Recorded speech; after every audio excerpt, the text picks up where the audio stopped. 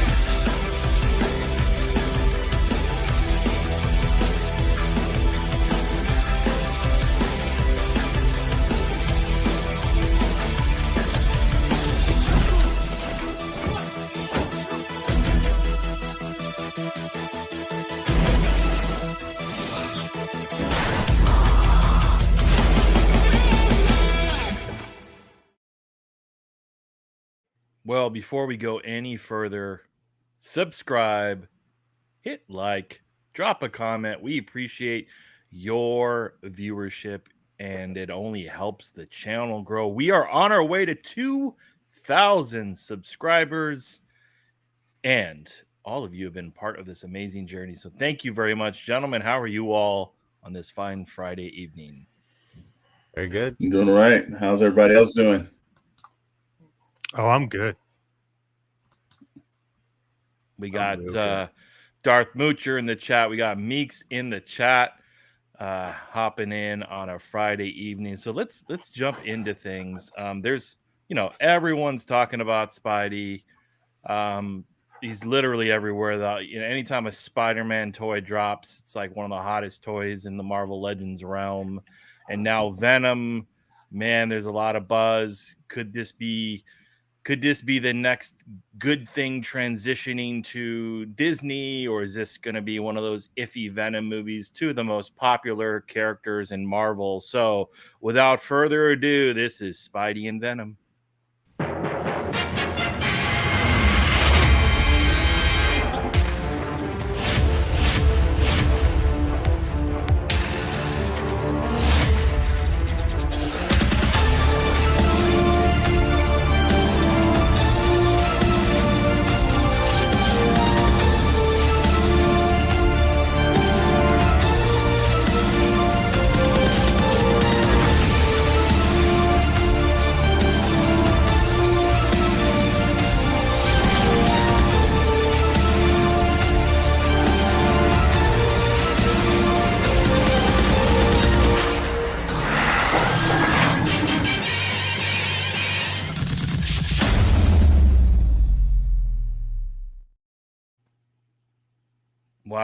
Wow. And there he is on screen. That is the Venom Punisher. Look, another Venom. We just got Venoms galore. And they got a little Spidey too. A little Spidey. Love it. So what is it about Spidey? We had an episode several months ago talking about Superman. We had a whole site. If you haven't seen that, go back. It's in the archives and the Shadow Knows Network. But one of the things I think we all discussed was relatability of Superman, and that some folks might have a trouble connecting to the character. Yeah. But for Spidey, it seems like people connect to Spidey really well, and that's what partially what makes him so great and famous. So, what are your thoughts? Why is Spidey probably the most famous Marvel comic book character? Well, there has been rumor that Spider-Man is so popular because it's literally just Stan Lee's soul in a superhero. Considering Stan Lee was so attached to like Spider-Man, I think that it's probably one of the most like well thought out from start to whenever it decides to finish, like superheroes. And there's a lot of sarcasm in there, right? But it's like playful. So I don't know. I think there is something there when it comes to like Stan Lee's major involvement in Spider-Man, and kind of just like if Stan Lee could have been a superhero, it probably would have been Spider-Man. So I think that's kind of why there's this like weird thing about it. I don't know. That's my opinion. I think it's the suit. It's the best suit in Marvel, I think. It looks cool, even when it's, you got the blue and the red, and then when they made it all black, it's like, oh yeah, that's also still the best suit in the Marvel universe. Yeah, no, I think I think those are all the things, but I think he's like, when he was created, it was the everyman approach. I think people see, mirror images of themselves when they look at Spider-Man. And now that they've created so many different offshoots with like, Miles Morales and, Ben Reilly, and there's so many other different characters, you can see yourself in Spider-Man. He doesn't have a mega ambition. Like, I think Superman's is trying to save the world. He's just trying to take care of his corner neighborhood and everything. He's, friendly neighborhood Spider-Man. That's it. He's an everyday man. People. He's always, he's got J. Jonah Jameson and a bugle constantly dumping on him. So, he has real life problems, whether it's a divorce or wife that's never existed. These are all the aspects that I think people can see themselves in when they look at Spider-Man. Yeah, I agree with that. I think there's nothing like outside of the suit. I think there is nothing cooler. Like if you're playing a video game, than slinging your webs through the city, through buildings, and you could fly as Superman, or you could, rappel down rappel down like Batman. But like at the end of the day, like shooting webs, flying all over the city is pretty damn cool.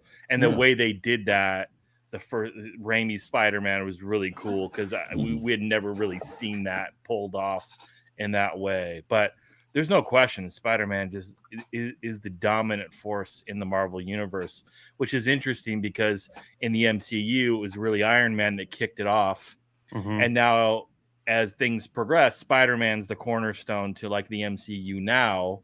I'm curious what your guys' thoughts are with Spider-Man, how vital he is, whether it's Tom Holland or other variations to like the future of the MCU.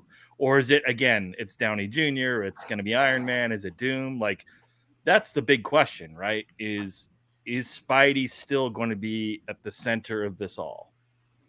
Spidey will never be the center of it all because Sony is a co-owner of it. So that's just the way it is. It's no matter how much they would like to, it's not going to happen because Sony can take their toy and walk away pretty much whenever they want to as soon as the contract's up.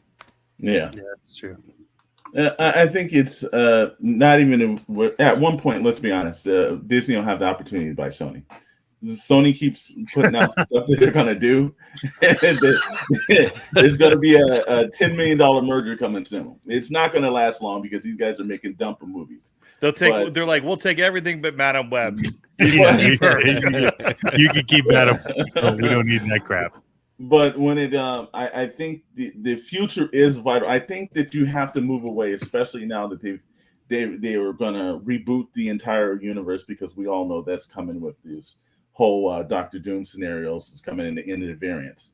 I think Spider-Man does need to be a tad bit more predominant, but I'm wondering that connection will still be as long as Sony has them.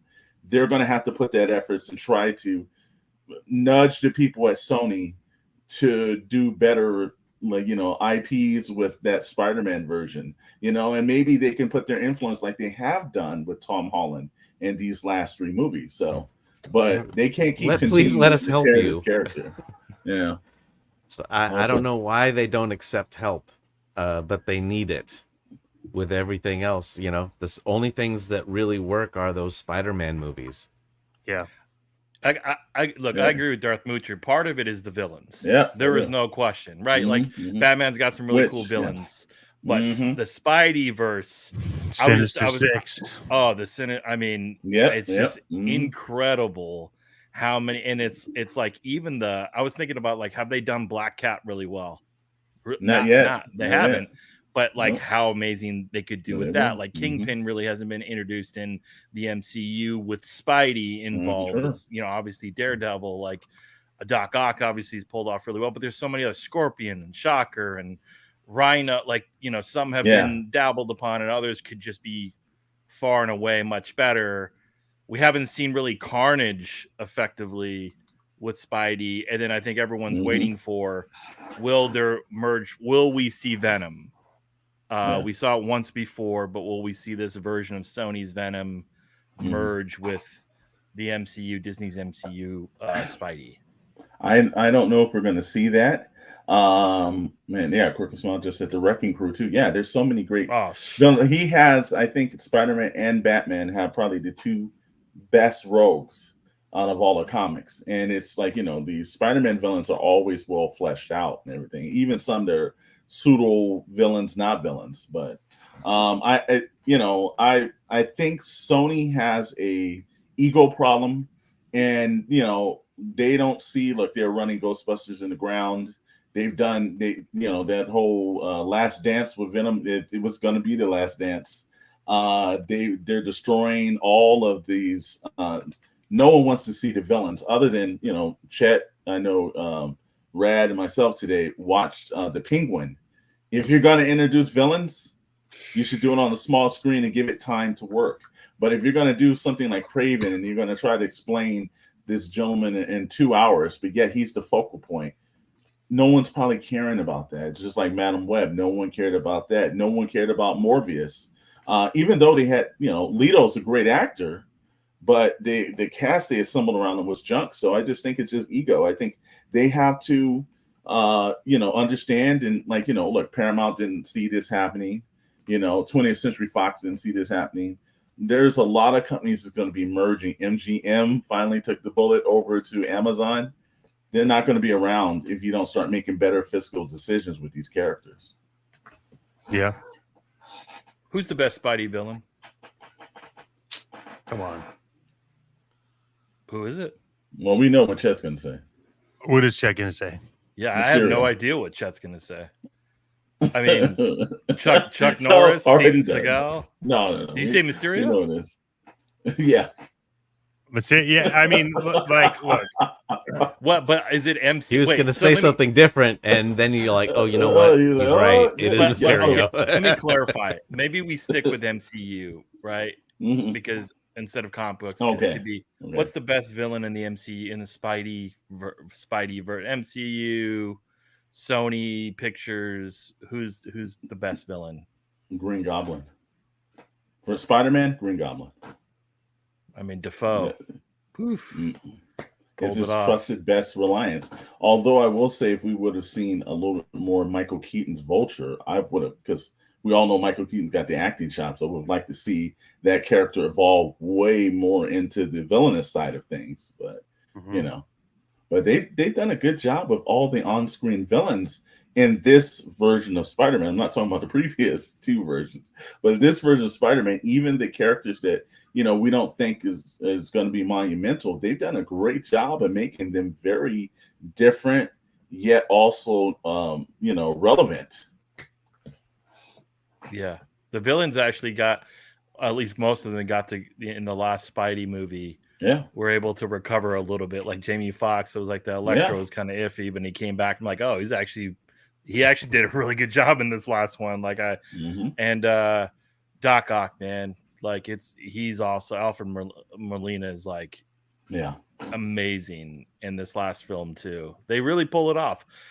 Speaking of Spidey, there's rumors now, obviously he's going to be involved in Secret Wars and the toy lines coming out. Obviously the retro cards from the previous Secret Wars. And we just had an episode on Secret Wars. If you haven't caught it, last Friday, it's on the channel, Shadow Knows Network. Who's going to be the main villain? You all think in the next, the Spider 4 Found My Way Home, whatever the hell it's going to be called. Who is the villain? If you maybe that you would want to be the villain. I've heard the rumors that they're given or they've spoken to an actress about the Black Cat. I don't know if that's more or less probably like a team up because she's never really a total villain. But maybe they do go because look, they're trying to create this crappy Sinister Six. Maybe they go full Sinister Six on this and just bring them in, because you've got these guys, Leto and all the rest of these people on the contracts. You might as well just see if you can put in a huge movie with all these characters before the whole variant universe kind of collapses on itself. Yeah. Did MJ ever turn into like some crazy villain at any point? Because that would be a good thing for Zendaya. I don't think no, hasn't. Okay. Well, then never mind. She's just going to be stuck playing the girlfriend. Well, after they did last episode, the last movie, it seems like they pivoted to a point where I think some of those characters, I don't know if we see them come back predominantly. I think it's going to be more Spider-Man and like maybe his Rogue, because they just did a great job of saying like these other characters probably won't be as predominant the next the next trilogy or how many ever movies that they can get Tom Holland to sign up for. Yeah. I mean, there's some other ones that we haven't even seen. Some of the other characters that have been introduced in the Spidey video games, in the comic book. So there's a big assortment. I do think there should be. We'll see how the Daredevil Netflix Reborn, Kingpin obviously playing a prominent role. It would be interesting to see Kingpin involved in the Spideyverse in some sense. I don't know if that's going to happen, but it would be cool if he's layered in some capacity there in the underworld. But there's also rumors about Deadpool and Spidey. They've been talking about that too. I mean, I think Deadpool Wolverine just surpassed Avengers as like the 5th biggest comic book moneymaker of all time. Wow. So they know Deadpool's hot. Like, why did you just throw Spidey in the mix? Deadpool, Wolverine, and Spider-Man. But I mean, Spider-Man though is not a rated R character. That's the problem. Well, like that is a thing with, especially being Disney. I mean, Wolverine and Deadpool, you can go full rated R, but if you have Spider-Man in it, I don't know if you can go that far with it. What about symbiote Spider-Man? Maybe if you like made it where it's not. Venom, yes. Venom you could make full R rated. Yeah. Speaking of Venom, the movie is on its way. Let's get your take. Are you all excited about the conclusion of the Venom series? There's been hits or misses. Oh, are you not excited about this last and final of the Venom saga? No, I have hated these first 2 movies, and I didn't think it was possible, but I think I hated the sequel more than the first one. And I like Andy Serkis, but that whole thing was bad, and Woody Harrelson was no good as Carnage either. That was all nah. Well, it seems like Rick and Smiles agrees with you on the not being R-rated. I think, for like sometimes the animation on it looks pretty good. It seems like they put like some production value in, and then there's certain sequences in the movie that doesn't. From what I understand, I think Dr. Brentley and I was having a conversation where he said that Tom Hardy does the voice of Venom, and I was like, that's why it sounds so damn terrible, because it's just like his voice, it's just not working. And I think that if I'm not mistaken, didn't Keith David do the previous voice of Venom in the other installment at one point or another. So I think it's I think that was still Topher Grace. Was that doing okay? Is terrible Venom. Yeah. Well, all I can say is that his something about the voice, the character doesn't seem to perform like I thought. But look, they've had 2 versions of it, and I think 2 versions they haven't gotten this character right. This is not the version that I think people thought you were going to get from what we saw David Michelin and Tom McFarlane do on the page. We thought that was coming, and it hasn't came off yet. And I think that it ran its course. Sony made money, and the whole thing of them to do that is to make money. So I don't really. It's not really killing me. What's going on, Travis? I just think that they need to move and everything. Somebody wants to read Travis's comments. I think Venom 2 could have been improved had Carnage been a product of both Eddie and Ann wearing the symbiote, it being an infant who manipulated by Cletus. That would be better than what they did. yeah, they kind of dropped the ball there. I did like. Here's the promising thing about this next installment. First off, I like a little bit of cheese that comes with Venom, and so I like the fact that they're showing and teasing some of these animals that are turning into symbiotes. Like I think it's fun. Like the horse thing actually looks pretty cool. I don't know if it'll translate well into the entire film, but look, I know that, and I sent this to the group, but Donny Cates, for the comic book nerds out there, obviously super attached to Venom, writer, artist, and Null has been featured. One of the big villains is introduced. It's going to be played by none other than the Walking Dead himself, Daryl. What's his name? Daryl's real name? Norman Reedus. Yeah, Norman Reedus. Reedus, something. Yeah. And everyone's like, "Oh, they're going to ruin Null." Like, what? Oh my God, here we go again. But I know he's a Marvel employee, and I don't know what he'd say, but Donny Cates said that he was blown away. I don't know. Could be a good sign for someone. Like, why would you put your name out there as like saying that this is a good thing if you know it's going to be a bomb? So it could actually turn out to be okay. I mean, maybe. I'm not saying his word is everything, but it's promising someone who's worked on Venom for many years. This is true. If you look at the first teaser for Venom in 2017, the film looked a lot more serious. I think they made it more comedic in ADR. Yeah, I think that's the same. I think that's exactly what happened, because it fooled me, because when it became kind of silly, I didn't think that was. I was like, it didn't seem like the tone that I thought they were going with. And Travis says something about Donny. Look, Donnie's not going to get on and say, "Hey, this is a piece of crap," and it's not going to go. But he didn't have to say anything. No. Yeah, he did. Say something? Yeah, he did. They probably prompt him to say something because he's not going to say anything negative. Because Donnie's got projects that he wants to go into Hollywood and everything else. So you're not going to get on like Alan Moore and just crap on the movie if you want to have a career in this town. So he's doing the politically correct things, but it's like, Donnie Cates thing is weird. The tweets about not getting paid only be followed by a tweet about him being happy with, and that's the serious point of that too, is that people fail to realize that Tom McFarlane even said it.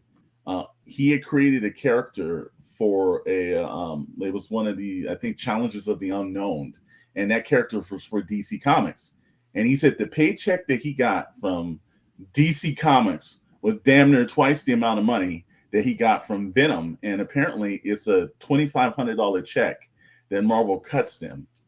And I'm like, so in this long run, maybe Donnie's got a better deal somewhere, but I know that he's not going to go in there and crap Venom and then turn around and he walks into a production office and it'll be like, well, I don't know if we're going to do your own property because you crapped on this Sony movie. It doesn't, look what happened to Wesley Snipes when he crapped on Blade 3. It's like, you just be smart about this. It's a business. Don't burn your bridge before you walk over it. I'm going to go on record and say that Venom, this will be the best of the 3. I hope so. I'm gonna put I have a feeling. Third time's a charm. Nailed it. But I think, the chat saying, Crooked Smile Collect, like, I get it. Like, a lot of people thought that Venom should be darker, rightfully so. I thought so, yeah. I don't know, and I don't know in It's- testings if they're like, oh, the audience didn't connect and it was like two door. And at that time too, Maybe like so. maybe they wanted to go more comedic with like, you know, all the stuff with the Avengers and having like a lighthearted Well, Guardians of the Galaxy. Guardians. Yeah. I think yeah. Guardians changed a lot of how they perceived movies. It's like, oh, well, we can do it should be a comedy. Oh, we shouldn't be these dark, brooding superheroes because DC did that and it doesn't work. So, you know, and that's the easiest thing to do is in ADR after the movie. If you don't feel good about it, it's like, okay, guys, start writing jokes, and we'll put all the jokes as when someone's head's turned, and we'll pretend they're talking. Yeah, you know, I think that's absolutely right, man. Because you know, like, look, it has the potential. Because even Tom Hardy was like, "Hey, this is I'm like, you know, I want to move on from this character," and so I think you know he might put it all in. I just when I saw the symbiote horse, I was like, "Oh God, I don't know how this is gonna go." That was like when I see like do symbiote cars or like animals or things like that's what it's like. Okay, they've run out of ideas here. So, Yeah. you know, Travis says one of the things to note, and No Way Home post-credit scenes, the camera lingers on Eddie's notes. He's taken on the MCU, which likely includes Spider-Man's identity, which remains the next. Well, you know what? Yeah, that's a plot in the comic book too that they did, where you know Venom absolutely knew who Peter Parker's identity was, and that's what made it even more dangerous. So, and I know what you're saying, Rad, about when you're like, you know, the difference between being lighthearted and more, you know, I guess of a darker tone. You can take Venom too dark, and maybe they played into that, and they were like, well, this is because it's like characters like Spawn, you know, it's like some characters are just too dark, and the audience has seen those type of characters before. So, and look, it you know, it paid off. They made a lot of money that first movie, and their gamble paid off. People did walk out and enjoy it. I just didn't think it was it wasn't what I was expecting. I was disappointed from it. I will say that. There's so many like symbiotes out. Like I wonder, like if you think of like the toys and the books, there's like, will we see Riot, Agony, Lasher? Like there's all of the, you know, Scream. Someone mentioned in the chat. I think Crooked Smile Collectibles mentioned. You know, MJ, or I think it was no, maybe I'm wrong. I think Meek said that. Oh, so MJ became Scream after received the symbiote from Venom in the video game. Will we see that like a Deadpool-esque, like just throw them all in there, the final conclusion? And that's why I'm like, I'm thinking that would be fun. Is like if you're gonna wrap it up, give us everything, man. Just full court press. Give us the horses, give us the frogs, give us all the symbiotes, wrap it up, put a bow on it. Don't fuck up Null, and we'll be good to go. Like, and I'll walk out with my popcorn bucket and a smile on my face. Asking a lot from some crappy screenwriters. Asking a lot for these guys too. Yeah, asking a lot, brother. Like I said, Travis, I could see Venom 3 ending with Venom dying. I could see that too. Only to have Eddie be pulled back into the MCU by Strange and Wong and find the symbiote as they risk undoing the spell. You know, I can see him dying, but I think I think they're going to do a multiverse kind of thing where that version of Venom will like phase out of existence, and then they'll bring in, because I do think that they are going to look. There's too many of all these characters that are now in the Spider-Verse, Spider-Boy to all these other characters. They're going to try to exploit that, especially with the Into the Spider-Verse kind of ending. And I got to think that they're going to give us a live action version of a Miles Morales at one point. We're going to see that character pop up. So I think that is coming. When is that new the Spider-Verse when's the third animation coming? Is that I think it was put off for a couple more years. No, I think it's okay. Yeah, it was supposed to come out the next year, but Yeah. they were so far behind schedule. I think they just pushed it. Okay. So this is going to be the first like Spidey-esque film for a while until we see the next probably Avengers Doomsday. Not confirmed. So. A lot of rumors about, and that's the other thing that, you know, you can't, you know, all these different rumors that are flying in, but you know, I'm hearing all the Spideys. Tobey Maguire has committed to future films, and Andrew Garfield committed to future films. Is it too much? Like, do we want to see? We saw the last film; they all came together. Do you all want to see this trifecta again in the multiverse of Spidey? I do. That was I the think quickest answer. Let me see them all. That was one of the better Spider-Man products, I think. And I like the way they cleaned up. And basically, Marvel just kind of just slapped Sony in the face. We're going to clean up all the crap that you did, and we're going to take it from like two previous versions of it. It's almost as if I guess Zack Snyder decided that he was going to put like Adam West and Michael Keaton, and then he was going to get Val Kilmer and everything. He's like, I'm going to clean up all this crap. I'm going to bring Tommy Lee Jones back and bring everybody, and I'm going to clean it all up. Well, that's exactly what they did for the last Spider-Man installment, because like Jamie Foxx, like it was like, God, this character's terrible. They redeemed him. They redeemed the Lizard. They redeemed Sandman. There was he was great. I couldn't believe they did that many characters. And that's one of those things where they say, like, when you break up with somebody, no, it's me. It's not you. No, it's you. It's not me. And I like how they kept Lizard. Like, I think they could have improved upon the CGI in the last one, but they kept it like how you kind of remembered Lizard be in the original films, and that's what I appreciated a bit. Like, they did, because the Lizard was a little off to me. It was like it felt very like mid 2000s CGI, but then I genuinely appreciated that like translation of that character villain rolling into the new film. So I also think Andrew Garfield, what was done in Hayden Christensen, people hated that dude.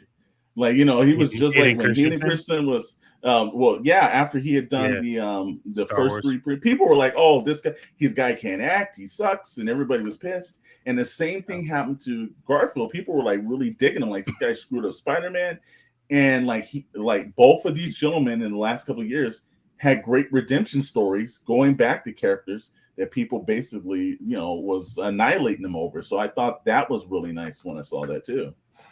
It says a hybrid is a very underrated one. It's the amalgamation of Phase, Lasher, Agony, and Riot, who bonds with the guard who frees them, which could come up in that movie. Well, I gotta think that Carnage. I didn't think Woody Harrelson did it justice, but they had kind of like set that up even before that movie even started. So again, I think all those characters need to come back and be better exploited.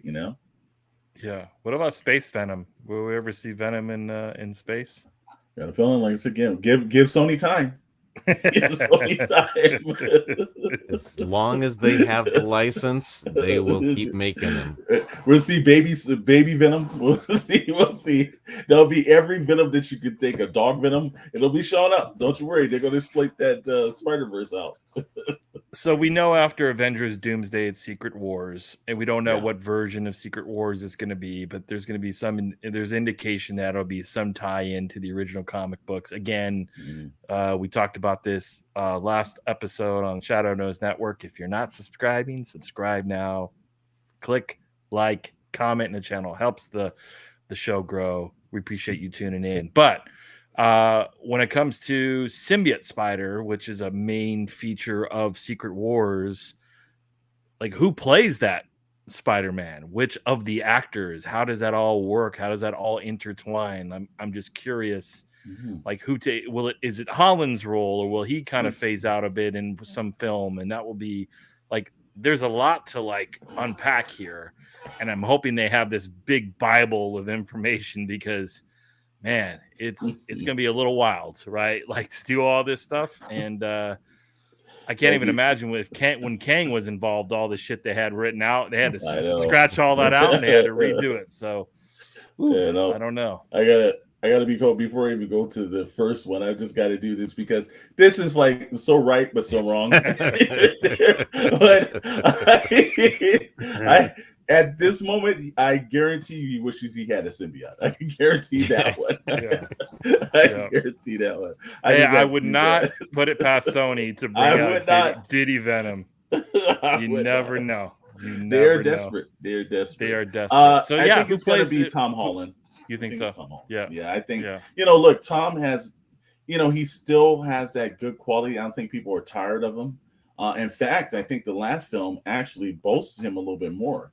He has a very good, he embodies Peter Parker. and he does it, masterfully. And again, it's like the previous actors, Tobey Maguire was always kind of like, well, he's all right. Garfield was just too arrogant, and I think that Tom is that sense of all these characters work themselves in. So I give them credit for picking an actor, and look, Tom can act, and he's proven many a times that he can act. And again, unless you watch Uncharted. Yeah, Travis is bringing it up tonight. Yeah, that new Secret Wars line, Disco Beyonder. Yeah, I don't know. Is the Beyonder going to be? That's the thing. I love that figure. Yeah, just watch him match him right. Just put him with Dazzler with roller skates, and you have your disco duo there. Look, no, I'll be honest with you. I would go out and get myself David Hasselhoff. Put him in a butterfly collar in the suit. All I'm going to say is I have my driver for if Ace ever decides to make Knight Rider. So you guys want to take a look at the assets for tonight, man? Yeah, let's jump on in. Let's roll it through. So, ladies and gentlemen, like I said again, the one aspect, if you have Spider-Man, you have to have a nemesis. And I will say one aspect of it is that Venom seems to be his best nemesis of them all, because they're both pseudo reporters. There was kind of like a familiarity with both of the characters, so it makes it. But we're going to look at some of the first appearances. You got Amazing Fantasy 15. Everybody knows that's the August 1962 introduction. Now, whether you claim it was just Stan Lee or it was Steve Ditko or whatever, that's in the history book for somebody else to decide that part. But we're going to credit both gentlemen here. And then this is, there's his beginning, and then like his middle point where everything shifted. And for everything that everybody's saying is that this is mostly Jim Shooter's idea, and Jim Shooter, that black costume is, look, I don't care where you're at. It's the thing that kind of like revitalized the character that you didn't think needed to be revitalized. And I love that costume. It's just a fantastic look, and somehow it's breathed the test of time. So that was in May 1984. So you know what would be an awesome figure is this black suit Spider-Man, but if it was shaded like this, like I don't know if you saw the recent stump wrestling Ninja Turtles from NECA. I did, yeah. But Raphael is just it's just a black figure, and they actually like cell shaded it and shaded it like this. That would be a very, very cool figure. I think they have that. Actually, it's the VHS line. I think it's the VHS line, if I'm not mistaken. Somebody, it is, because they have the Venom cell shaded. I'm pretty sure there's a symbiote cell shaded with like this as well. I saw it's either in like that 5-pack, that Marvel 5-pack with the villains, or is it a VHS? No, that's a Daredevil one. I don't know, but I think I agree with you. The cell shade is so badass. Like it's next level. This costume is my favorite, right? I'm so sad that I sold that hot toy on my show because it was so epic, but I'm like, just don't have the room. But like, this is the epic suit here. It is amazing. Then we click down over it, and now we're starting to get into like where look at those covers. Look at going through these covers, okay? Like I miss covers like this. Like right above my head, I have probably my all-time favorite Spider-Man cover, which is John Romita, and it's his Mysterio, and it's just like you look at these covers, and it's like this is why people started collecting, because this is just such good art compared to what comes out now. True. And Travis stating that, to be fair, the way that he gets a black suit in the comic is really lame. He basically is looking for a bathroom, stumbles upon it, and a soda fountain, and it's like, oh, okay, like cool. Well, again, Jim Shooter did write that, brother. He professes at 14 he was writing like comic books, so that might have something to do with it. I gotta say, I know sometimes we give McFarlane some crap because of his figures and stuff, but he definitely knew how to draw a Spidey, didn't he?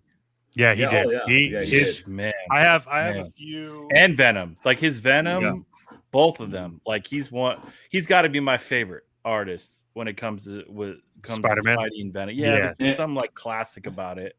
And I give him credit because McFarlane will tell you, and if one of these dates when he pops on the show, he will pop on the show. We interview him. I remember he said that the only reason why Venom was even solely created was because he wanted to get Spider-Man out the black suit. So he basically him and David Michelin worked the scenarios out, and they created Venom to pull Spidey back into the classic because he wanted a chance to draw the classic red and blue version. But sometimes your best work is done when you're really just one passion to move to the next, because these issues, and like, people don't understand, Eddie Brock in the Spider-Man comic is a very dark, malicious character, and he is basically stalking, Peter Parker.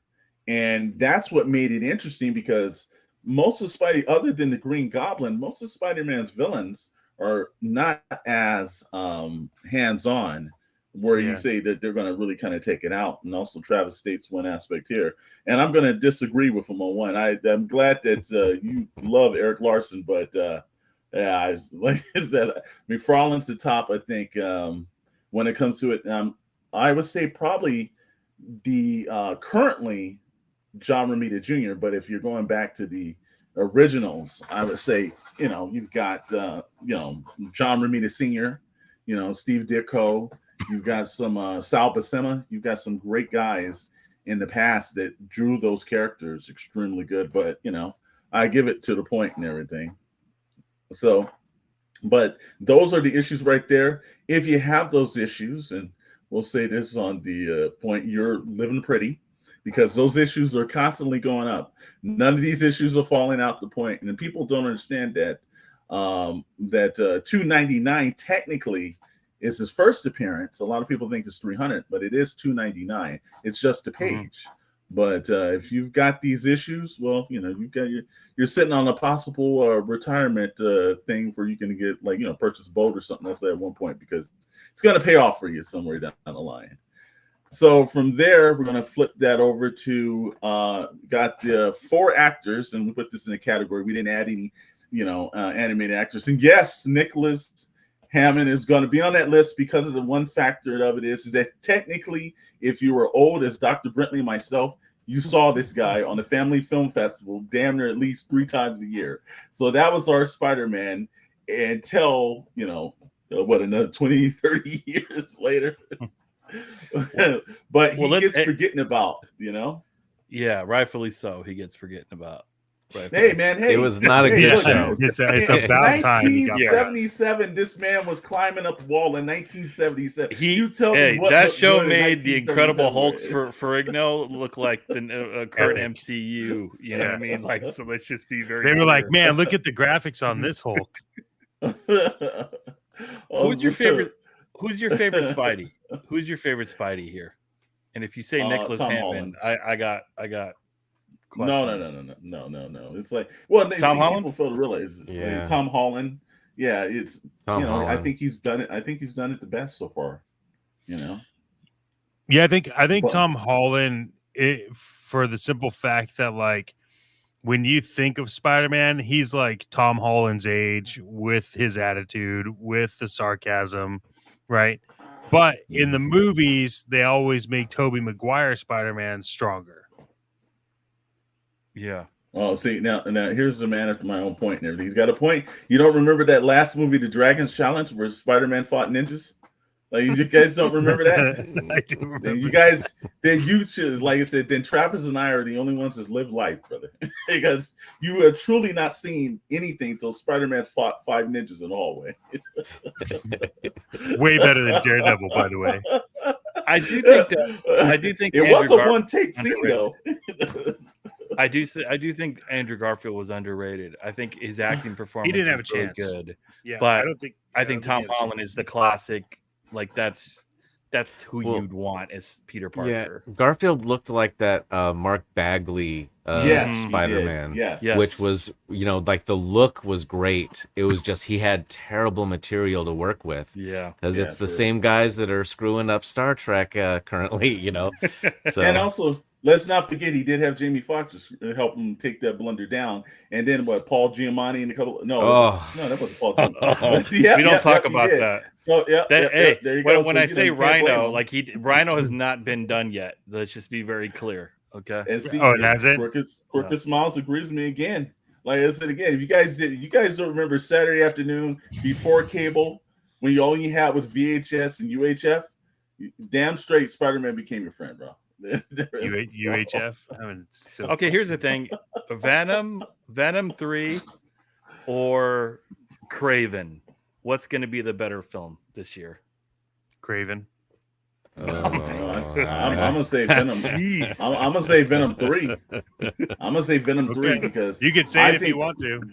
I think Craven's gonna be a dumpster fire. I know. Not compared to Venom 3. Come on, man. Some you things just say I Venom think they're because you're fanboying. There's just no winners.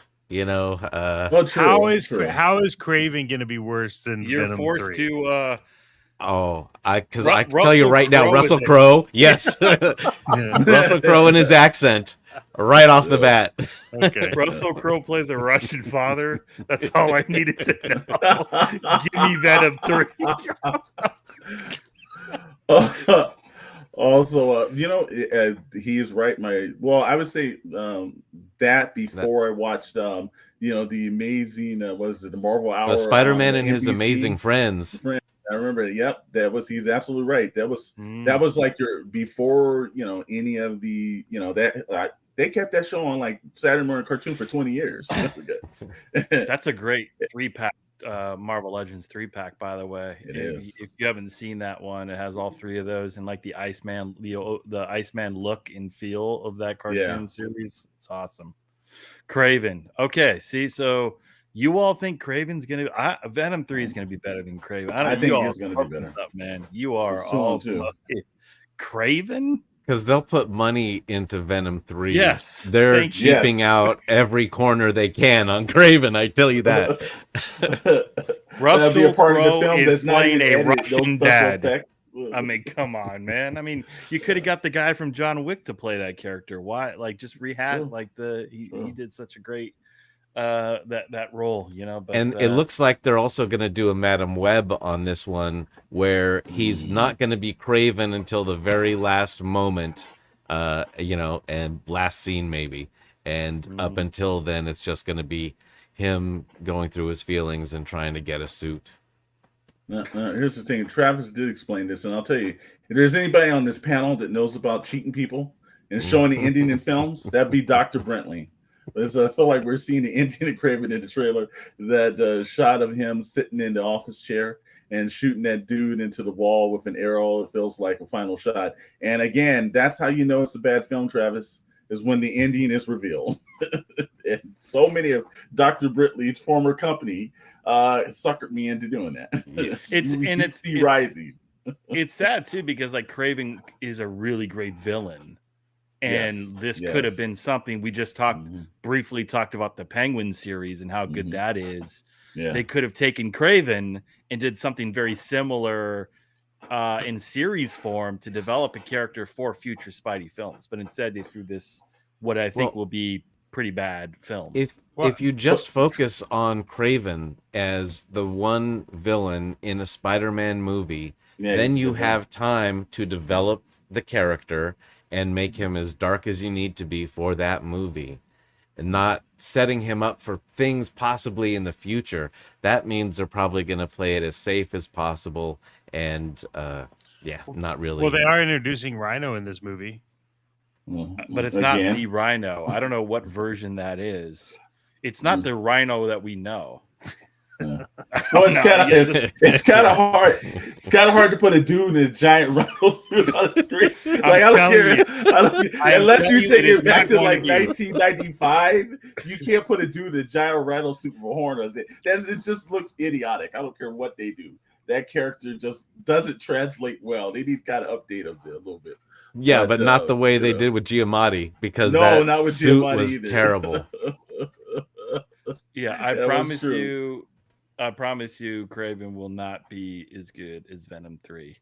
And No. you won't want to get a popcorn bucket from Craven. Okay, let's just say that. I don't think they're making a popcorn bucket for Craven. That's the difference. Is they're not making a popcorn bucket. But if you want to know when you're serious about having an actor do the film, look, they got Colin Farrell to be the Penguin. Put up an hours to make him. He's almost unrecognizable when you see him in the Batman. They got an Academy Award winner or nominated actor to be that. I don't know who the hell is Craven. They just Aaron Taylor Johnson. Yeah, it's Aaron Taylor Johnson. Quicksilver and the Godzilla guy. Yeah, he wasn't bad as Quicksilver. He had like 6 lines in the whole franchise. So we've got the 4 films. Everyone's first starring out role, 1977. Everybody, you guys are saying scrap. 2002. Look, you got to give Sam Raimi his credit, because he really did do a great job, especially with the special effects and everything, and also Randy Macho Man Savage. So that always ups to what a movie's going to be good in. You got The Amazing Spider-Man 2012, and you got Spider-Man. What's that? Homecoming. What's it? Homecoming. All right, I can't see it from there. And then we roll over our 2 major actors from Venom, the 2 appearances that he's had. And it says you have a symbiote who is Peter as a threat because of the version of him is killed by Venom in the multiverse, clashing with Eddie's ideology that he's just a kid. Gets the buns. Says kick-ass Craven. There you go. Somebody's got on the Craven bandwagon. So, but you've got Topher Grace. Look, I don't think he did a good job in any way, shape, or form. I will say that it begrudged me to say this, but so far the 2 versions that we see on the screen, Tom Hardy has done a way better job than the first time we've seen. Topher Grace is one of the worst casting decisions in the history of superhero films and the big screen. And sci-fi, because remember he was in that movie Predators and he fucked it up. But so, I don't know who was on what drugs or who knew whose cousin, but him being Venom, I mean, are you kidding me? Who's hot? Oh, that 70s show kid. Yeah, let's get him. I mean, I don't even know who was in the room that made that casting call. I don't know, but it did not work. I like Tom Hardy. I get like the films haven't quite worked, but like I thought Tom Hardy would. Like if you told me he's Venom, I'm like, okay, like I can see this. Yeah, I can believe it.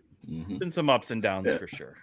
Yeah, I loved him as Mad Max. I hate him as Eddie Brock. I thought Tom Hardy was even good as Bane. Yeah, I think Bane. I just hated the voice synthesizer that they did to him, but I thought his performance and everything. He looked the role. He looked like Bane. So he has the best voice in all of comics. Well, it ended up killing that voice. But Spider-Man 3, 2007. Wow, that's a long time ago since he's been in that movie. Great poster. Great Venom poster. in 2017. Yeah, it's a great poster. Crap movie. There is so. Then we're gonna flow on and everything to the final 2.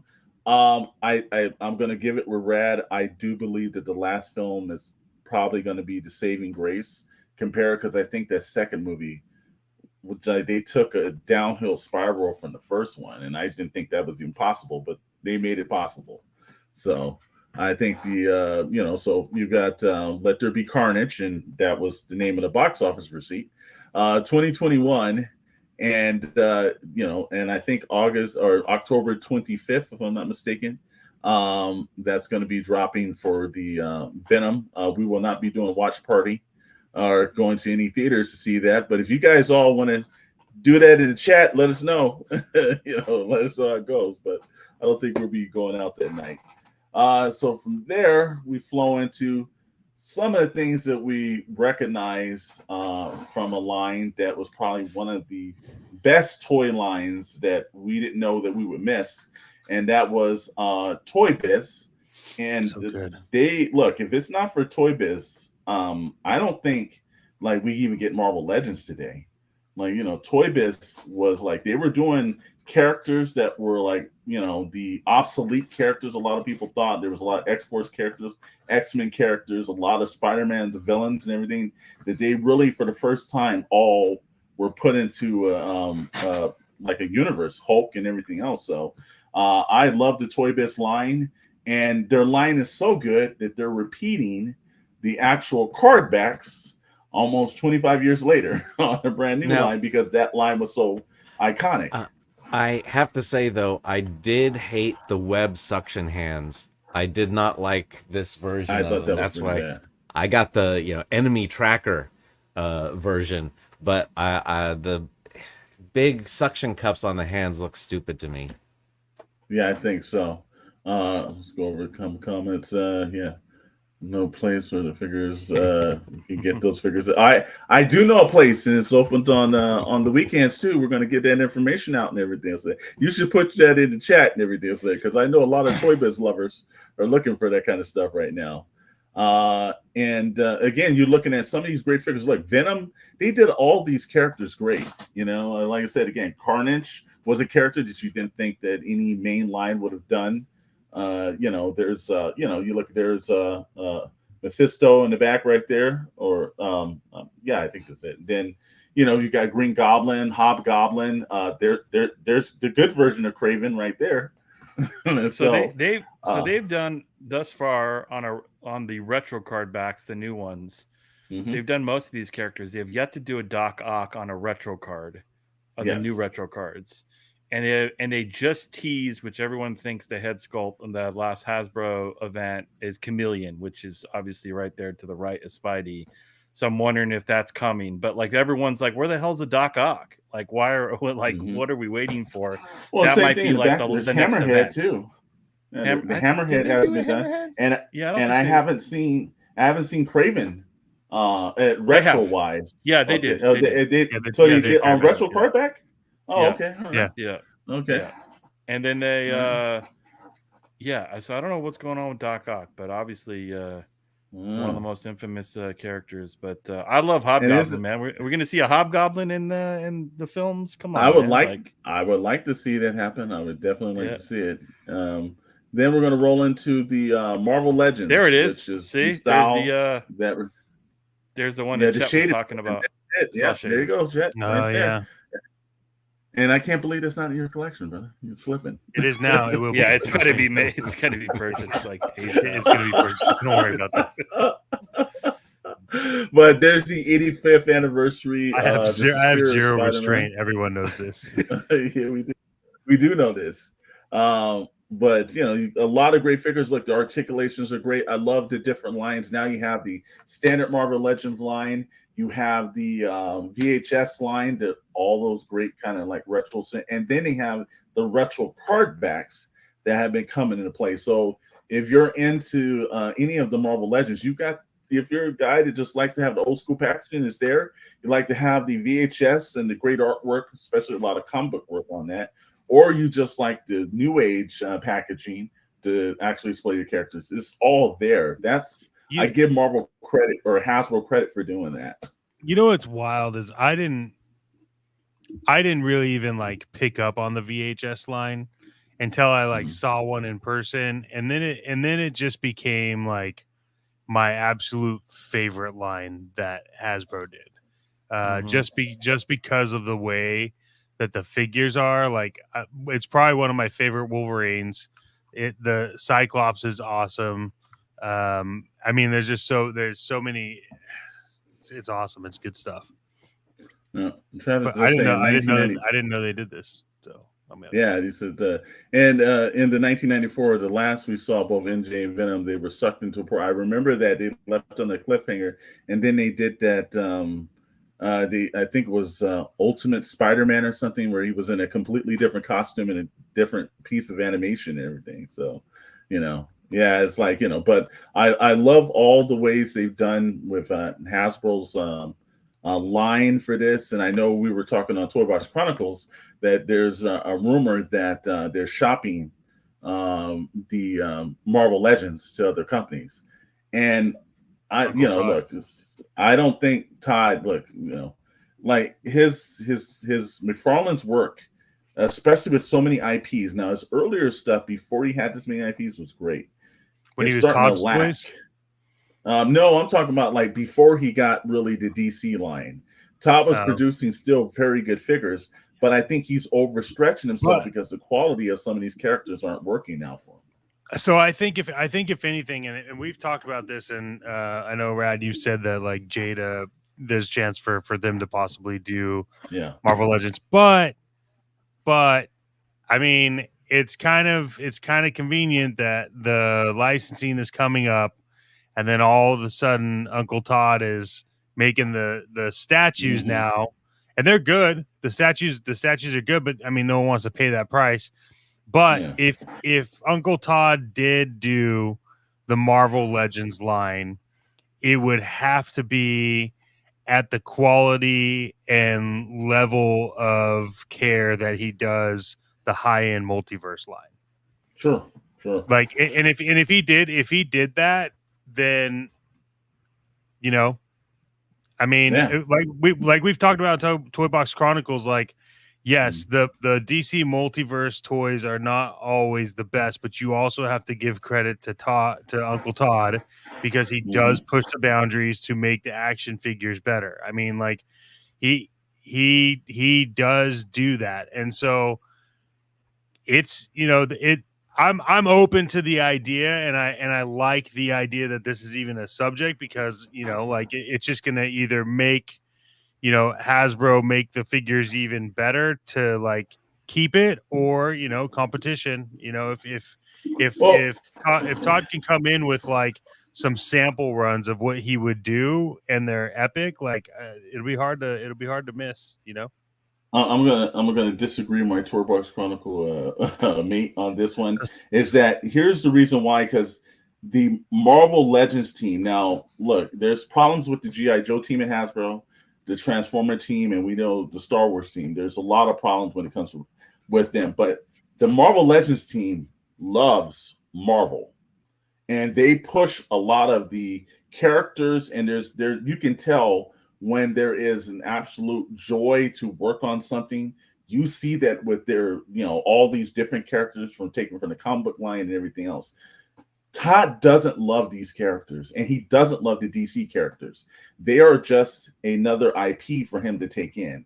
And I think that, I'm looking at like, he's done some great figures for DC, and there's a lot of misses that he's done, and then a lot of stuff that he's thrown together out there. I will give, and I don't think Todd could put together even like we're seeing all these. I don't think McFarlane could have done a Galactus. I don't think he could have done a Sentinel in the exact same care that we've seen the Marvel Legends team. So that's where I have a concern at, is that McFarlane's hands is so who's he going to drop? Is he going to stop making Spawn toys? Is he going to stop bringing in all these other the horror lines and all the rest of things? Is he just going to concentrate on DC, and or is he going to have to get rid of UFC? Because he's so splintered and his company's so small that I'm starting to see like some of these new characters just don't have the same care that he did 5 years ago. So that's where I would say that I'm hoping that the Marvel Legends team keeps it, because they truly do love those lines of characters, and they show it every time there's a live stream or an event. They put their time and care into those characters. So Hasbro's not losing a license. There's no way. I don't think they can. I think they'll bid appropriately and beat out the competition. That's how I suspect. If the rumors are true. And Quirk and Smile does say that too. That's the one thing, is that they are a scale up. I know they say that they're 6-inch, but I think they're almost 7, because they stand taller than all the Marvel Legends characters do. So it's a different scale. And again, when he does vehicles, look, he did a great job with the Batmobile, but it's a 1-seater. He did it, he's had a couple of characters where I think the Batman Forever one is a 1-seater. He doesn't do a lot of stuff up to scale. He cheaps down some of the stuff. So it's good, because before he took over the DC line, the DC Icon stuff, it was shorter than the Marvel Legends, which made no sense. Exactly. Give me something taller. I don't want a Bruce Wayne that's smaller than Spider-Man. Like, it makes zero sense. Yeah, but the DC Icon line, though, those are great figures. Yeah, for display, you take them out, and it doesn't make any sense. All right, so then we flow into the we're looking at all the Venom that Marvel Legends, and they'll use the term that Marvel Legends has done. So, great characters, the attention to details there. If you have these characters, look, they've done I don't know how many versions of Spider-Man, but somehow they keep coming up with better suits and just more articulation. He just looks Spider-Man. I don't collect Spider-Man, but every time I see a Spider-Man on an aisle or something, you're like, that's a good looking figure. It brings it out. So I think they're doing a great job.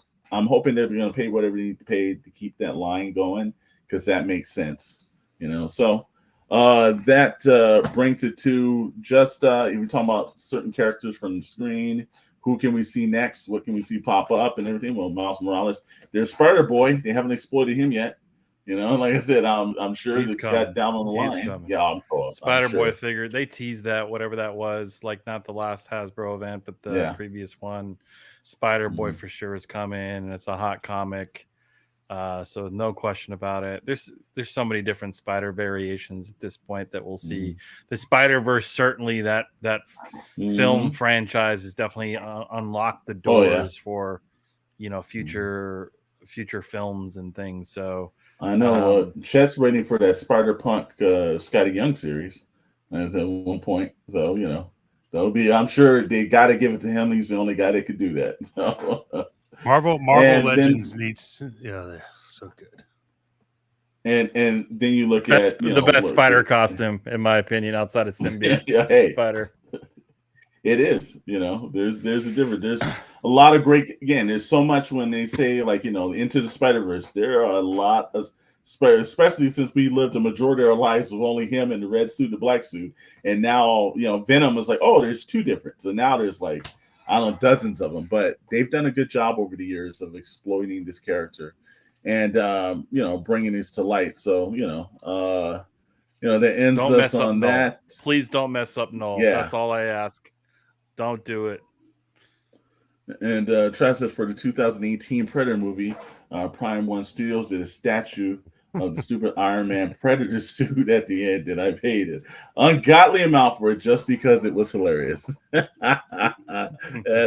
like I said again, only the Toy Chaser would do something like that. Also, Mr. Chad Maddox. So, different. So great subject. Spider-Man's probably one of our favorite characters. On the Shadow News Network. He deserves a lot more light. I'm glad there's still some more life into him.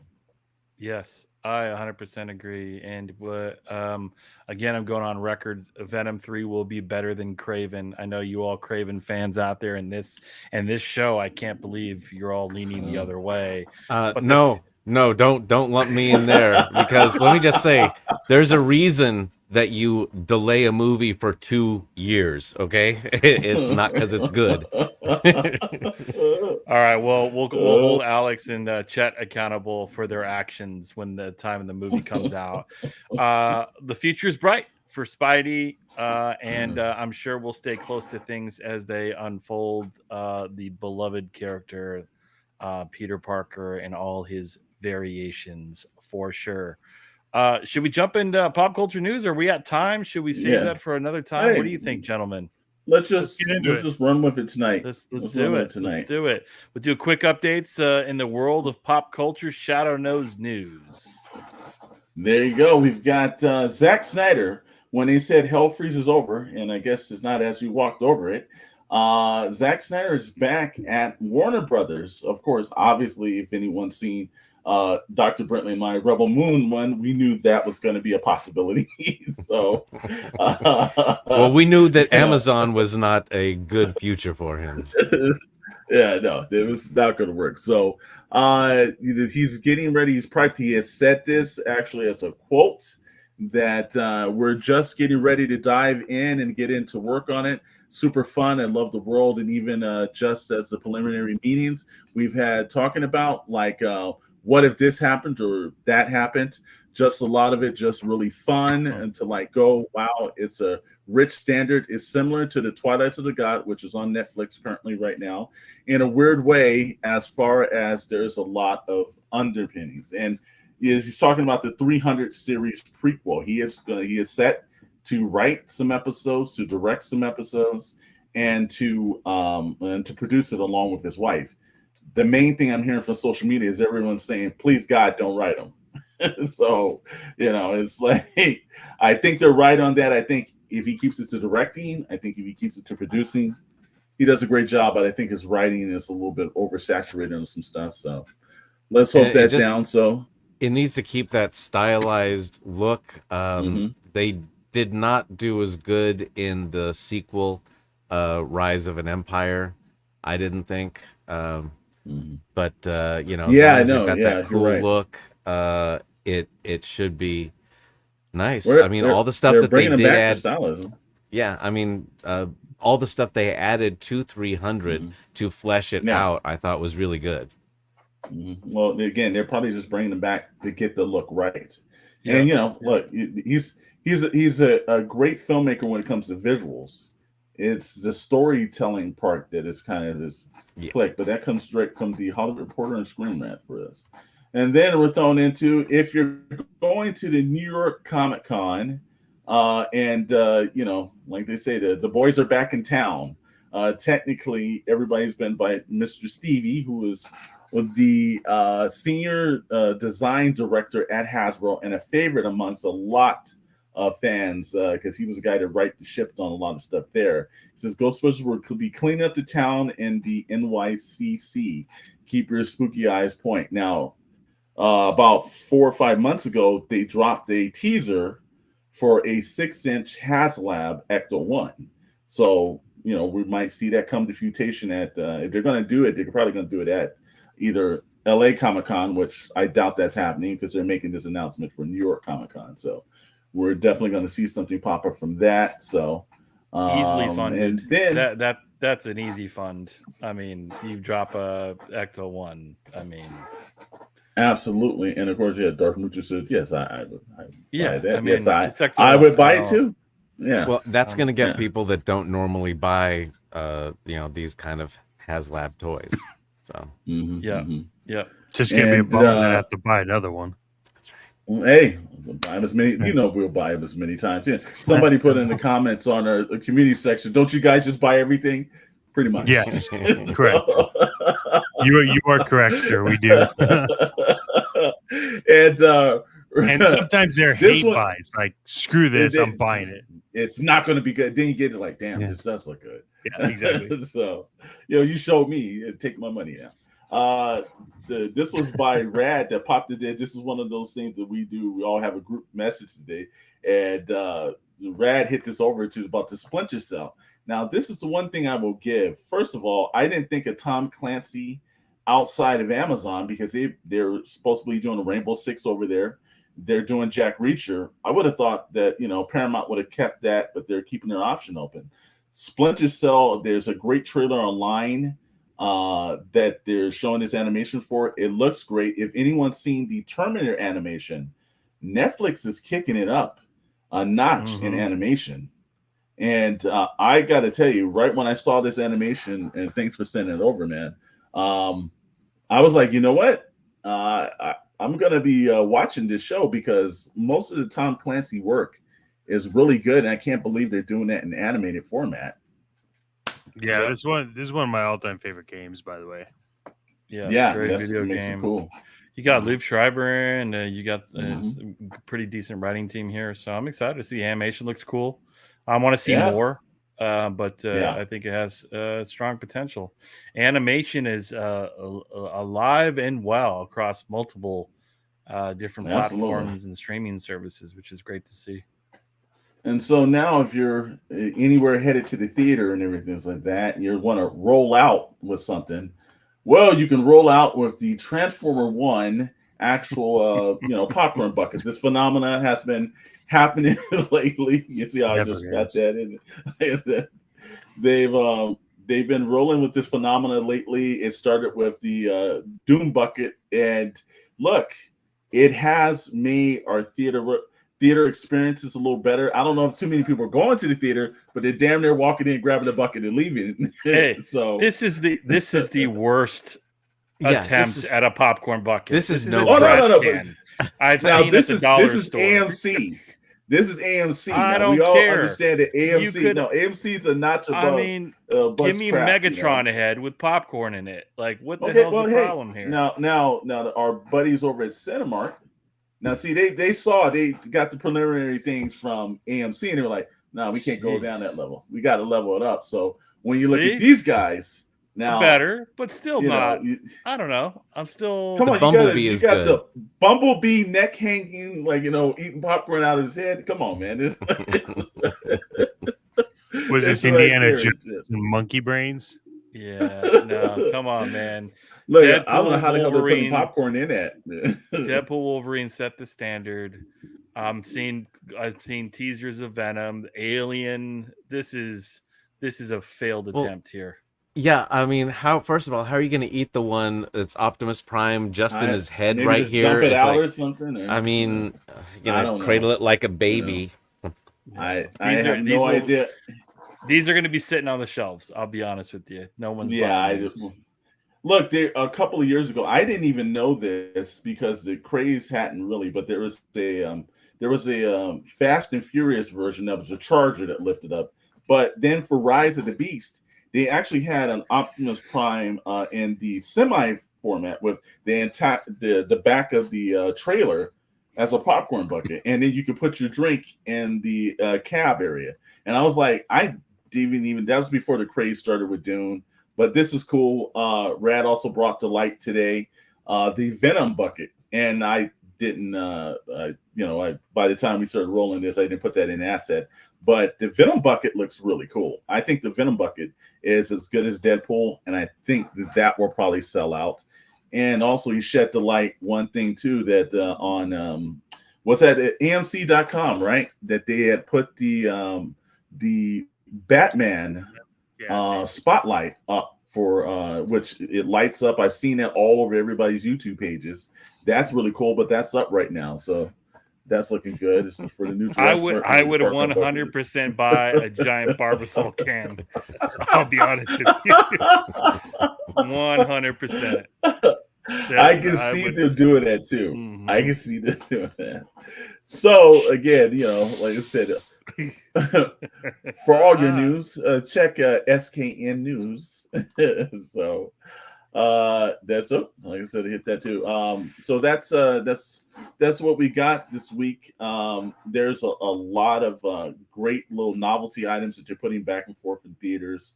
I think it's fantastic that you have an opportunity to be excited because people are excited. And Chet brought to light the Beetlejuice, the 7-Eleven. There's a flavor that they had, and he was like, "Go over and get it."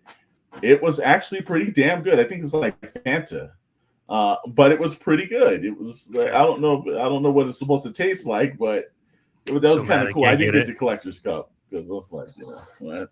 But it was kind of cool, man. I like the way that they're doing all this because look, the movie industry needs these extra promotions. They've got to get the spotlight. The PR departments are thinking of some very creative ways, and that's what we want to see, a little bit of excitement that we used to have when we were going to see Jaws 3D. You went to 7-Eleven and got those stupid ass glasses and the Slurpee just to go see that movie. So that's actually what's cool. I love that kind of stuff they're doing right now, man. Yeah. So that's it for SKN News and everything. Fast had a soda cup with a that will hold a gallon. Oh, Jesus Christ! That's was it a gas pump? Yeah, it was just a gas can that they give you. Bucket. Open it up in the place you got to touch. Oh, I buy that in a minute, brother. I would buy that just for the song. I would buy that in a minute. See, and I'm surprised like candies didn't get involved because like imagine like a pack of M&Ms where they're all like black, like symbiote style, or like Matrix could have done red pill, blue pill, and it was just red and blue M&Ms. Like, come on now, where are you? I would have bought that. Mm-hmm. Come on, Mars, get involved. Or it's a great thing. Red, yes, exactly, red or blue, and which do you choose? Reality, or do you want to? Well, unfortunately, we chose reality, and the reality is the Matrix is dead. Unfortunately, so unfortunate. But before we It thank is. our sponsors, let's just talk about the live stream schedule. Thank you all for tuning in, being active in the chat. Appreciate you all coming in, all the regulars, and all the folks that can't catch us live but view us here on the Shadows Nose Network. Live stream schedule, of course, Wednesday nights and Friday nights. So let's show the folks what's available on the Shadow Nose Network.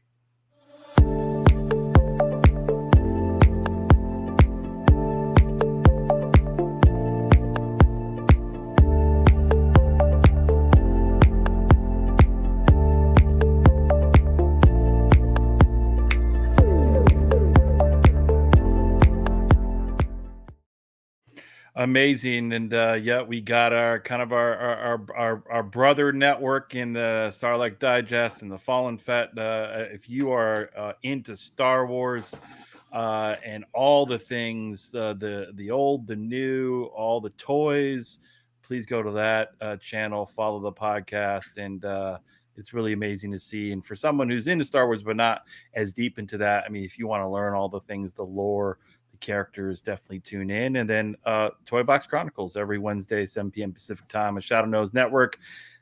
Chet and Mr. Alexander Storm. And then a couple of new things, channel updates real quick. Getting Medieval for you folks that are into dragons and magic and swords. We're talking Lord of the Rings, Game of Thrones, anything else that's coming out. We got Lord of the Rings, the Rings of Power, the Amazon series. We got Dr. Brantley, Mr. Storm, and then we have Darth Moocher from the Sarlacc Digest. And that is Monday, 11 a.m. Pacific time, 2 p.m. Eastern. That will drop. And they'll be talking about season 2, episode 5 recap. And then there's another one where they talked about 1 through 4. So if you're trying to catch up in Lord of the Rings, you're a fan of Lord of the Rings and all things medieval and dragons, really great show. And also, I'm super excited. The Retrospect makes it return. All things classic films, from horror films to Indiana Jones and all the things. Same new format, same hosts. The new series, the Retrospect Vault. Details will be dropped in the coming weeks. But I love it; just goes in depth into some of the classics of the old films. And so, if you're interested in that, please stay tuned. And then Joystick Junkies. So Meeks, who's always in the chat, reviewing all the new things in the gaming world, lots of stuff, so follow Shadows Network as always. And again, we appreciate your support. We wouldn't be here without all of you, but also we wouldn't be here without our sponsors. And for all those of you who are into collectibles and toys and memorabilia, will look no further than one of our affiliates.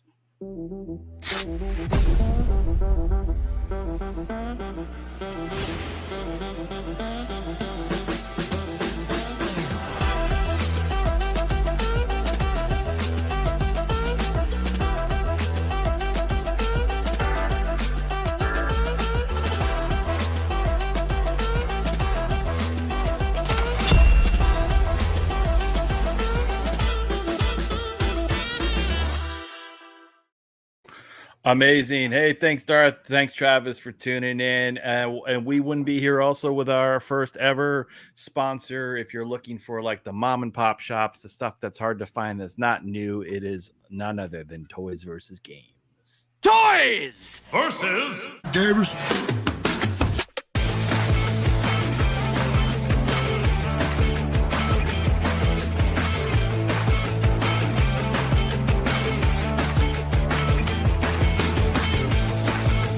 And here with the man, the owner, Tony at Toys vs. Games.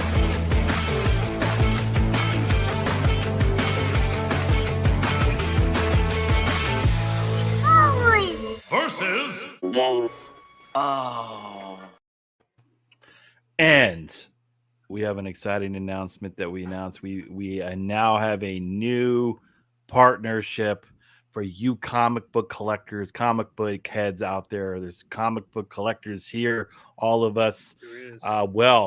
There's no better way to protect your assets, to ship, to store, than our newest affiliate.